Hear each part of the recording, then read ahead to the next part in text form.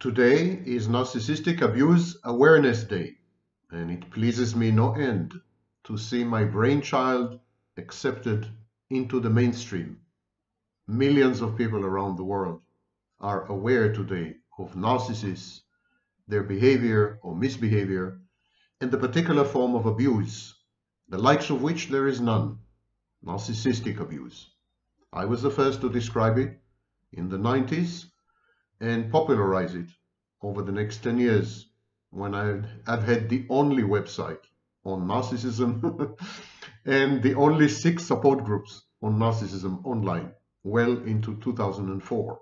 And then all hell broke loose and people discovered that there's money in narcissism. So now everyone and his dog or cat are experts on narcissistic abuse, coaches, trainers, you name it. I'm glad that I created a cottage industry and have been sustaining so many tens of thousands of people around the globe. It's a gratifying feeling. I've made a difference. But this is not the topic of today's video. Self-congratulation is always welcome, of course. No one else will congratulate me, so I congratulate myself. This is an example of self-supply. Today is a jealous day. I'm jealous. I'm full of gel. And so we are going to discuss, normally, stupidity. Why? Oh, why is the narcissist so bloody stupid? Is he for real? Now, when I say he, it of course pertains to she as well. Gender pronouns are interchangeable. There's an equal number of women and men diagnosed with narcissistic personality disorder nowadays, as opposed to the 70s and 80s, when the vast majority of NPD sufferers were men. Today, that's not the situation. Women have taken over. Women have become more narcissistic than men in many ways, regrettably. So, I'm going to use he for literary convenience sake, but of course it applies to women as well. We're going to discuss a very strange phenomenon. The fact that even highly gifted, highly endowed, highly intelligent, extremely high IQ narcissists are total retards when it comes to life itself. And apropos this, my name is Vaknin. I'm the author of Malignant Self-Love, Narcissism Revisited. I'm a former visiting professor of psychology in Southern Federal University in Rostov-on-Don in Russia, and I'm entering my 11th year on the faculty of CIAPS, the Commonwealth for International Advanced Professional Studies, in Cambridge, the United Kingdom, Canada, and with a campus in Lagos, Nigeria. Now that you have my academic resume, let us proceed to what interests you most. And what interests you most is some Vaknin's hair. No, I'm kidding. What interests you most is, of course, narcissistic abuse and its multifarious manifestations. Let's start with facts, as we usually do. There is a disagreement as to whether people diagnosed with borderline personality disorder have an IQ which is higher than the average or lower than the average. Carver in 1977 came up with a former answer. BPDs, borderlines, are more intelligent than the average population. Actually, he found that the IQ of people diagnosed with borderline personality disorder is around 135. Swirsky-Sacchetti or Sacchetti or something in 1993 found the exact opposite. It was a study published by the National Institutes of Health in the United States, which is the authority on mental health, among other things. And the study found conclusively that people with borderline personality disorder actually have a much lower IQ than average, and that includes their verbal skills. And the same debate has been raging for decades over narcissistic personality disorder, psychopathy, and so on and so forth. But this what is the level of IQ they have and how much IQ they have. This may be the wrong question, because IQ tests measure types of intelligence that have little to do with life skills, and perspicacity. Look it up. In short, some people are intelligent, clever, smart, sharp, cunning, but also unwise. Wisdom is not connected to IQ. Wisdom is not a derivative or an inevitable outcome of a high IQ, a high intelligence quotient. Perspicacity, the ability to kind of predict the future and adapt yourself positively to it, also has nothing to do with IQ. So the question is wrong. The question we should be asking is, are narcissists and borderlines and psychopaths and so on, cluster B personalities, dark personalities, are they wise? Are they positively adapted to life itself and its challenges, its exigencies, the vicissitudes and ups and downs and cycles of life? Are these people built to live and to survive and to thrive? Or does the disorder preclude all these? This is the topic of today's video. A few terminological issues, lexical points. Pseudo-stupidity is not the same as stupidity. Pseudo-stupidity is pretending to be stupid, acting as if naive, but actually behind the scenes being very, very sharp and cunning and manipulative and so on. This is pseudo-stupidity. Stupidity is actually being stupid, being inane and effete, and not very adept at coping with life and designing survival strategies and coping techniques. So we should distinguish pseudo-stupidity from stupidity, as we will be doing shortly. Second thing, when I say dark personalities, these are not people diagnosed with narcissism, these are not people diagnosed with psychopathy, and so on and so forth. In the dark triad contains three elements: subclinical psychopathy, psychopathy that cannot be diagnosed; subclinical narcissism that cannot be diagnosed; and Machiavellianism, the ability to manipulate your human environment in order to secure favorable outcomes. A form of self-efficacy that comes at the expense of other people by exploiting them or coercing them or gaslighting them or brainwashing them or entraining them. So these are terminological issues. Remember and replay if you have to. Okay, so let's proceed. Why do we find some narcissists, some borderlines, and some psychopaths, actually the majority of them, why do we find them a bit stupid? Why do they commit so many mistakes? Why are they error prone? Why do they rarely get anything right? Anything from relationships to the workplace? Why do they misread other people so egregiously? Almost to the level of autism spectrum disorder. What's wrong with these people? What's wrong with cluster B people? The cluster B personality disorders are either pseudo-stupid or stupid. For example, covert narcissists are pseudo-stupid. They pretend to be stupid because they know that by acting stupid, people around them will put their guard down and will give them an opportunity to penetrate the defenses of other people and manipulate them and obtain the desirable results. So this is pseudo-stupidity. People who are covert narcissists, they are also pseudo-humble.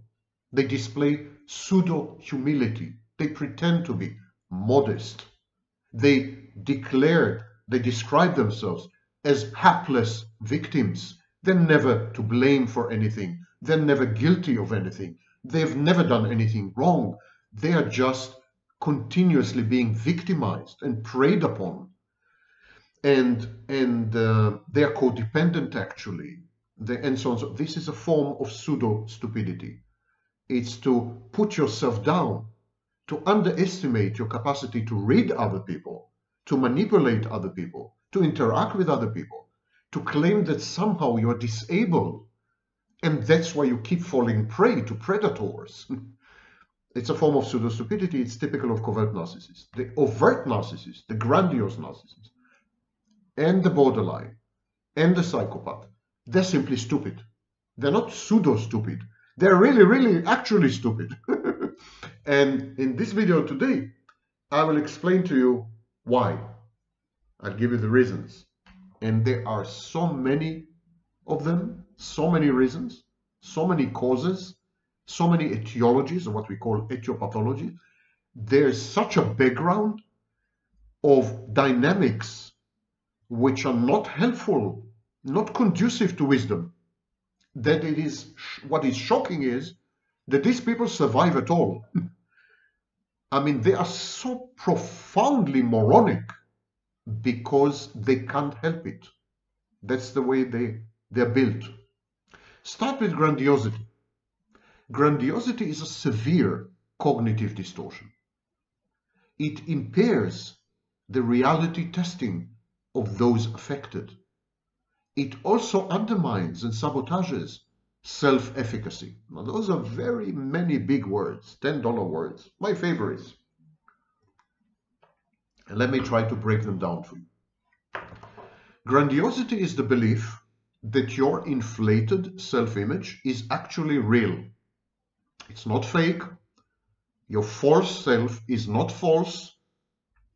Other people may be getting it wrong, but you know for sure that you are unique, unprecedented, amazing, perfect, brilliant, and so on and so forth. It would take other people time to discover all these things. That's because they're more stupid than you. You are superior in every conceivable way, intellectually, bodily, whatever. So, grandiosity is a filter that distorts information from reality, incoming information, feedback, input. They're all distorted. They're all reframed. Grandiosity falsifies reality. And so in the absence of a firm grasp on reality, of course you can't act wisely. The second thing is grandiosity hampers, obstructs self-efficacy. In order to operate efficaciously, efficiently in the environment with other people, you need to be able to read people appropriately. You need to be able to resonate with people. In short, you need to have empathy. The lack of empathy, common to all cluster B personality disorders, and in the case of borderlines, it's not a lack, but it's substantial reduction in empathy. That's the most recent research, most recent studies we have. It even made it into the DSM-5.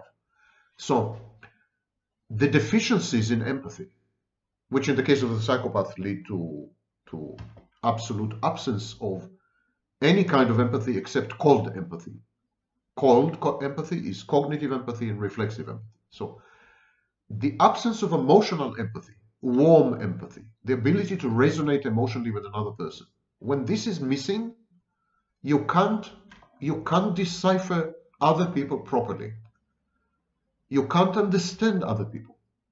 And obviously you can't manage yourself properly and efficiently with other people. And so this undermines your capacity to obtain goals, to realize your potential, to actualize your potential, to self-actualize, to collaborate with other people towards obtaining bigger goals, to work in a team, to survive in a workplace, to have an ongoing relationship which is, you know, savory and a happy one. In short, it limits you. Grandiosity and a lack of empathy limit you to the point that you are stupid. They alienate people and they narrow your opportunities and subject you to recurrent diversity. Repetition compulsion is the direct outcome of this. Narcissists and psychopaths and borderline keep repeating the same mistakes over and over and over again. No matter how often they get penalized, no matter how high the cost, they keep repeating it. And they keep repeating these mistakes because they keep disastrously misreading their environment and other people. It is a great definition of stupidity. Now, these people, cluster B personalities, they lack impulse control. They're defiant, they're contumacious, they reject authority, and they decompensate under stress. Their defenses crumble, and they act inanely, crazy-making. They do insane things. And these drawbacks guarantee frustration or worse. Again, acting in a self-defeating, self-handicapping, self-destructive manner is a form of extreme, ingrained, profound stupidity. Next thing, next mechanism. In most of these disorders, there's extreme dissociation, especially in borderline personality disorder, but also in narcissism. There is dissociation. And because these people are dissociative, they're very bad at learning from past experiences. They never learn the lesson. Not because they are unable to derive a lesson, but because they keep forgetting the facts and the details. Or they keep rewriting history to conform to their grandiose, fantastic, inflated self-image. And so there's no learning. These people never learn. And again, it leads to repetition compulsion. Covering the same ground, the same swampish, quicksand ground. Their previous actions adumbrate their next actions. Their obstinacy, what appears to be obstinacy, is actually panic. These people are in panic because they know that they don't know. They have no database of life experience that they can draw on safely. They are not sure of their own experiences. They are not sure whether their memories are true or some kind of fictional concoction. It's a nightmarish existence. They go through life second-guessing themselves, confabulating in order to bridge memory gaps. It's terrifying. It's like having a very, very short-term memory without any long-term memory. A goldfish memory, a Korsakoff syndrome memory. It's pretty frightening. But it also leads to what strikes observers as extreme stupidity. I mean, for Christ's sake, you've done the same thing a few years ago. Why did you do it again? Why do you keep repeating your mistakes and your misbehavior and your misdeeds and your misconduct? And why do you keep finding yourself in the throes of conundrums and scandals and mess and worse, threats? And why do you keep driving yourself into situations which represent risk and danger and adversity, doing precisely, replicating actions that you've done before? It's a form of stupidity. These people are also entitled.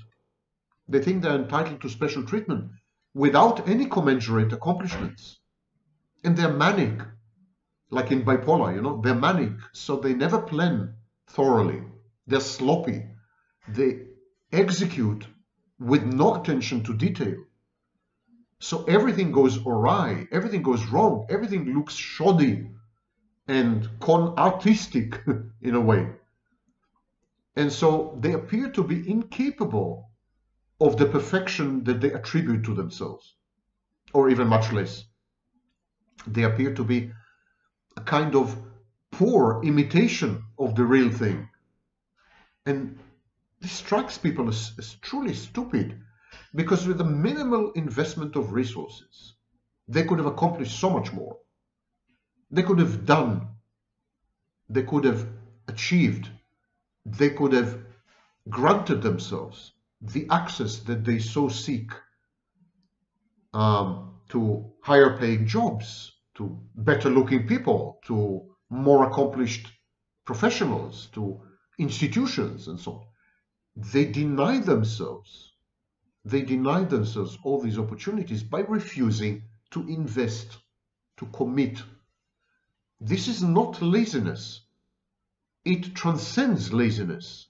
It's some kind of resignation. It's like saying, well, if the world doesn't realize how deserving I am, how entitled I am, even without any effort on my part, then something's wrong with the world. I'm not gonna justify the world's ignorance and nescience and stupidity. How come they don't realize that I'm the world's leading genius, or the most drop-dead gorgeous woman, or the most amazing scholar? Or how come they don't realize this? They should have. And I should have to put no effort into communicating this to them, or justifying it, or underlying it, or founding it, or anything. I don't need to work hard.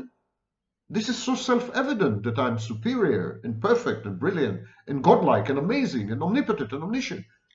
It should come as a self-evident truth, like in the Constitution of the United States, you know. This is, of course, extremely stupid. At the heart of all this is the fact that these people are immature. They are the mental equivalents of children. And this renders them naive and gullible. They're very open to manipulation, to extortion. They're prone to being victimized by con artists and swindlers, because they trust themselves to never fall prey to a predator. It's part of their grandiosity. But there's another reason.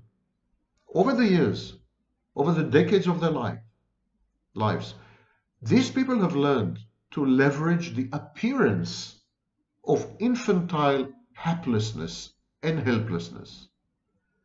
This infantile helplessness is a signal.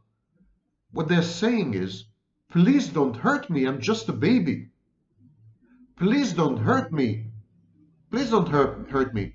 I'm a simpleton. Please don't hurt me. I'm naive and gullible.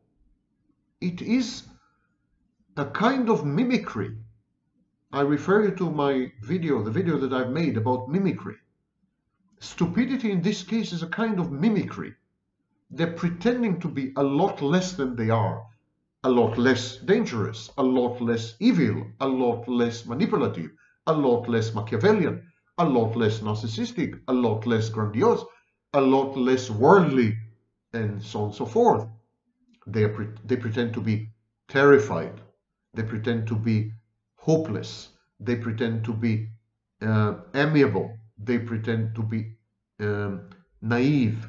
And so they pretend all these things in order to fend off potential threats and predators.